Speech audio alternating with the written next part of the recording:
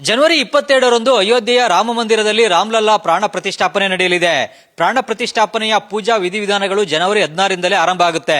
ಮುಖ್ಯವಾಗಿ ಜನವರಿ 22ನೇ ತಾರೀಕು ಮಧ್ಯಾಹ್ನ 12 ಗಂಟೆಯ ಬಳಿಕ ರಾಮ್ಲಲ್ಲಾನ ಪ್ರಾಣ ಪ್ರತಿಷ್ಠಾಪನೆ ನಡೆಯುತ್ತೆ. ಬೇರೆ ಬೇರೆ ಪಂಡಿತರುಗಳು ಈ ಪ್ರಾಣ ಪ್ರತಿಷ್ಠಾಪನೆಯನ್ನ ನೆರವೇರಿಸಲಿದ್ದಾರೆ. ಮುಖ್ಯವಾಗಿ ಪ್ರಾಣ ಪ್ರತಿಷ್ಠಾಪನೆಯ ಸಂದರ್ಭದಲ್ಲಿ ರಾಮ್ಲಲ್ಲಾನಿಗೆ ಜಲಾಭಿಷೇಕವನ್ನ ಮಾಡಲಾಗುತ್ತೆ. ಈ ಜಲಾಭಿಷೇಕವನ್ನ ಮಾಡಲಿಕ್ಕೆ ಈಗ ಸೀತೆಯ ತವರೂರಾದಂತಹ ನೇಪಾಳದ ಜನಕ್ಪುರದಿಂದಲೂ ಕೂಡ ಜಲವನ್ನ ಕಳಿಸಲಾಗಿದೆ. ನೇಪಾಳದ 16 ನದಿಗಳ ನೀರನ್ನ ಈಗ ನೇಪಾಳದಿಂದ ಅಯೋಧ್ಯೆಗೆ ಕಳಿಸಲಾಗಿದೆ. ನಾನೀಗ ಅಯೋಧ್ಯೆಯ ಕರಸೇವಕಪುರದಲ್ಲಿದ್ದೇನೆ. ಈ ಕರಸೇವಕಪುರಕ್ಕೆ ಈಗಾಗಲೇ ನೇಪಾಳದಿಂದ ಕಳಿಸಿರುವಂತಹ 16 ನದಿಗಳ ಜಲ ತಲುಪಿದೆ. ಇಲ್ಲಿ ತಾವು ನೋಡಬಹುದು, ಇದು ನೇಪಾಳದ ಪವಿತ್ರ ನದಿಗಳಿಂದ ಬಂದಿರುವಂತಹ ಜಲ. ಈ ಜಲವನ್ನ ಬಳಸಿಕೊಂಡೇ ರಾಮ್ಲಲ್ಲಾಗೆ ಅಭಿಷೇಕವನ್ನ ನಡೆಸಲಾಗುತ್ತೆ. ಮುಖ್ಯವಾಗಿ ನೇಪಾಳದಲ್ಲಿ 16 ಪವಿತ್ರ ನದಿಗಳಿವೆ. ಆ ನದಿಗಳ ನೀರನ್ನೆಲ್ಲವನ್ನು ಕೂಡ ಈಗ ಬೇರೆ ಬೇರೆ ಪಾತ್ರೆಗಳಲ್ಲಿ ಸಂಗ್ರಹಿಸಿ ಈಗ ಇಲ್ಲಿಗೆ ಅಯೋಧ್ಯೆಗೆ ಕಳಿಸಲಾಗಿದೆ. ನೇಪಾಳದಲ್ಲಿ ಬಾಗಮತಿ ನದಿ, ನಾರಾಯಣಿ ನದಿ, ಗಂಗಾಸಾಗರ, ದೂದ್ಮತಿ, ಕಾಳಿ, ಗಂಡಕಿ, ಕೋಸಿ, ಕಮಲಾ ಸೇರಿದಂತೆ ಬೇರೆ ಬೇರೆ 16 ನದಿಗಳು ಹರಿಯುತ್ತವೆ. ಈ 16 ಪವಿತ್ರ ನದಿಗಳ ನೀರನ್ನ ಸಂಗ್ರಹಿಸಿ ಈಗ ರಾಮ್ಲಲ್ಲಾನ ಜಲಾಭಿಷೇಕಕ್ಕೋಸ್ಕರನೇ ಅಯೋಧ್ಯೆಗೆ ನೀರನ್ನ ಕಳಿಸಲಾಗಿದೆ. ನೇಪಾಳ ಸೀತೆಯ ತವರೂರು, ಶ್ರೀರಾಮ ನೇಪಾಳದ ಅಳಿಯ. ಈ ಕಾರಣಕ್ಕಾಗಿನೇ ನೇಪಾಳದ ಜನಕ್ಪುರದ ಜನ ಮತ್ತು ನೇಪಾಳ ಸರ್ಕಾರ ಸೇರಿದಂತೆ ಅಲ್ಲಿನ ಭಕ್ತಾದಿಗಳು ಕೂಡ ಈಗ ಶ್ರೀರಾಮಲಲ್ಲಾನ ಜಲಾಭಿಷೇಕಕ್ಕೋಸ್ಕರನೇ ನೇಪಾಳದಿಂದಲೂ ಕೂಡ ಪವಿತ್ರ ನದಿಗಳ ನೀರನ್ನ ಸಂಗ್ರಹಿಸಿ ಈಗ ಅಯೋಧ್ಯೆಗೆ ಕಳಿಸಿದರೆ ಈ ನದಿಗಳ ನೀರನ್ನ ಈಗ ಅಯೋಧ್ಯೆಯ ಕರಸೇವಕಪುರಕ್ಕೆ ನಿನ್ನೆ ರಾತ್ರಿ ತಂದು ಇಡಲಾಗಿದೆ. ಮುಖ್ಯವಾಗಿ ಮೊನ್ನೆ ಗೋರಖ್ಪುರಕ್ಕೆ ಬಂದಿತ್ತು. ಗೋರಖ್ಪುರದಲ್ಲೂ ಕೂಡ ಭಕ್ತಾದಿಗಳು ಅಲ್ಲಿ ಪೂಜೆಯನ್ನ ಸಲ್ಲಿಸಿದ್ರು. ಅದಾದ ಬಳಿಕ ನಿನ್ನೆ ರಾತ್ರಿ ಈ ನೇಪಾಳದ 16 ನದಿಗಳ ಜಲ ಈಗ ಅಯೋಧ್ಯೆಯ ಕರಸೇವಕಪುರವನ್ನ ತಲುಪಿದೆ. ಜನವರಿ 22ನೇ ತಾರೀಕು ಈ ನದಿಗಳ ನೀರನ್ನ ಬಳಸಿಕೊಂಡೇ ರಾಮ್ಲಲ್ಲಾನ ಜಲಾಭಿಷೇಕವನ್ನ ಮಾಡಲಾಗುತ್ತೆ. ಈ ಭಾಗದಲ್ಲೂ ಕೂಡ ತಾವು ನೋಡಬಹುದು, ಸಾಕಷ್ಟು ಕಳಶಗಳಲ್ಲಿ ನೀರನ್ನ ತರಲಾಗಿದೆ. ಈ ಕಳಶಗಳೆಲ್ಲವನ್ನು ಕೂಡ ಸೀಲ್ ಮಾಡಲಾಗಿದೆ. ಯಾರು ಕೂಡ ತೆಗಿಬಾರದು ಅನ್ನೋ ಕಾರಣಕ್ಕಾಗಿನೇ ಜನವರಿ 22ನೇ ತಾರೀಕಿನೇ ತೆಗೆದು ಈ ಕಳಶಗಳ ನೀರನ್ನ ಬಳಸಿಕೊಂಡೇ ಶ್ರೀ ರಾಮಲಲ್ಲಾನಿಗೆ ಜಲಾಭಿಷೇಕವನ್ನ ನೆರವೇರಿಸಲಾಗುತ್ತೆ. ಈಗ ಅಯೋಧ್ಯೆಯಲ್ಲಿ ರಾಮ ಮಂದಿರ ನಿರ್ಮಾಣ ಆಗಿರೋದು ಭಾರತದ ಶ್ರೀರಾಮನ ಭಕ್ತಾದಿಗಳಿಗೆ ಮಾತ್ರ ಅಲ್ಲದೆ ನೇಪಾಳದ ಜನರಿಗೂ ಕೂಡ ಸಾಕಷ್ಟು ಖುಷಿ, ಸಂತೋಷವನ್ನು ಕೂಡ ಕೊಟ್ಟಿದೆ.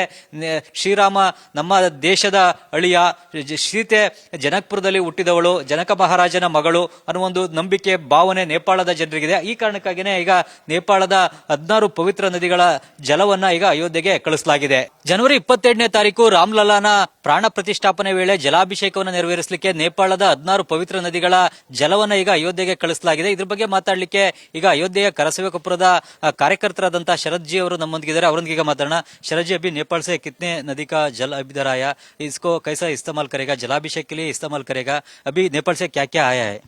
देखिए, श्री राम जन्मभूमि तीर्थ क्षेत्र ट्रस्ट को नियमित हर प्रकार से लोग अपने अपने भाव समर्पण कर रहे हैं. पिछले दिनों जो है नेपाल से शिला आई थी, वो शिला रखी हुई है. इसके अलावा फिर नेपाल से जो है लोग आए और उन्होंने यहाँ पर रज और जल समर्पित किया. और अब फिर कुछ बंधु आए थे वहाँ से, काठमांडू से. उन्होंने एक बड़े बड़े पात्र में जो है जल समर्पित किया. वहाँ लगभग 15 से 16 नदियों का उन्होंने बताया है ये जल है और ये हम समर्पित कर रहे हैं भगवान श्री रामलला के जल. जब प्राण प्रतिष्ठा होगी तो इसका जलाभिषेक जो है उनका किया जाएगा. तो तीर्थ क्षेत्र ट्रस्ट ने इसको स्वीकार किया और आज यहाँ पर ये कार्यशाला में, ये यज्ञशाला में इसको रखा गया है. अब तीर्थ क्षेत्र ट्रस्ट निर्णय लेगा कि इस पर किस प्रकार से उपयोग किया जाए, इसका किस प्रकार से धार्मिक रीति रिवाज से इसका उपयोग हो. रामलला मूर्ति को भी अभी राम जन्मभूमि तीर्थ क्षेत्र ट्रस्ट का मीटिंग में फाइनल किया. कौन शिल्पी का मूर्ति का फाइनल किया, क्या है? देखिए, श्री राम जन्मभूमि तीर्थ क्षेत्र ट्रस्ट के ट्रस्टियों की बैठक थी यहाँ पर और वो बैठक लगभग 3 से 4 घंटे चली. लोगों ने मूर्ति का अवलोकन किया है. तीनों मूर्तियां दिव्य, भव्य और आकृष्ट करने वाली है. सुंदरतम मूर्ति है. लेकिन अभी किसी भी प्रकार से उन्होंने निर्णय नहीं बताया है. जब तक अधिकृत श्री राम जन्मभूमि तीर्थ क्षेत्र ट्रस्ट के जो पदाधिकारी गण हैं वो नहीं बताते हैं, कहना मुश्किल है. क्योंकि उन्होंने अवलोकन किया, मीडिया में खबरें आ रही हैं, समाचार आ रहे हैं, वह अभी स्वीकृत नहीं हुआ है. तो ये इस प्रकार की खबरों का कोई अर्थ नहीं रह जाता जब तक तीर्थ क्षेत्र ट्रस्ट के पदाधिकारी नहीं बताते हैं, वह जो है अधिकृत नहीं होगा। अभी जनवरी 22 रामलला का प्राण प्रतिष्ठा होगा, उसके पहले कब से पूजा विधि विधान शुरू होगा इधर? देखिए, पूजन की जहां तक बात की जाए 16 जनवरी से प्रारंभ होगा पूजन का कार्यक्रम। और कौन सा दिन क्या क्या पूजा होगा? ये ऐसा है कि इस कि प्रतिदिन पूजन का जो जो कार्य है, चूंकि रामलला की प्राण प्रतिष्ठा का कार्यक्रम, तो प्राण प्रतिष्ठा में लगभग 1 सप्ताह लग जाता है। भिन्न भिन्न प्रकार के पूजन होते हैं। अब उसमें प्रारंभ करने का जो वो है श्री गणेश जी से ही है, तो जो तिथियां हैं वो बताने का काम जो है हमारे जो वैदिक गण या जो विद्वान हैं वो बताएंगे, क्योंकि उनको ही ज्यादातर मालूम है।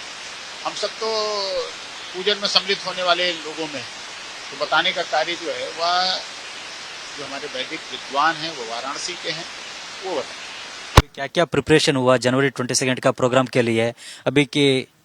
देखिए, जनवरी 22 का जो कार्यक्रम है उसके लिए जो है भिन्न भिन्न प्रकार से, एक तो आवास व्यवस्था, दूसरा भोजन की व्यवस्था, और तीसरा आगंतुकों को किस प्रकार से लाया जाए, यानी यातायात। तो इस प्रकार से तीनों चारों व्यवस्थाएं जो हैं वह लगातार बैठकों के माध्यम से जो हमारे प्रमुख हैं वो सब लगे हुए हैं, और नियमित बैठकें होती रहती हैं, आवास से संबंधित, भोजनालय से संबंधित और यातायात से संबंधित। इसके अलावा जो है साधु संतों से संपर्क का भी एक बड़ा कार्य है, क्योंकि 4000 पूज्य संत जो है अयोध्या जी पधारने वाले हैं उस प्राण प्रतिष्ठा के कार्यक्रम में। इसके साथ लगभग 2.5 से 3 हजार विशेष आगंतुक रहेंगे। तो इन सारे लोगों की व्यवस्थाएं जो है वो सुचारू रूप से चले, या तीर्थ क्षेत्र ट्रस्ट ध्यान दे रहा है इस पर। और तीर्थ क्षेत्र ट्रस्ट के महासचिव आदरणीय संपत राय जी पल पल जो है नियमित बैठकों में हिस्सा लेते हैं स्वयं।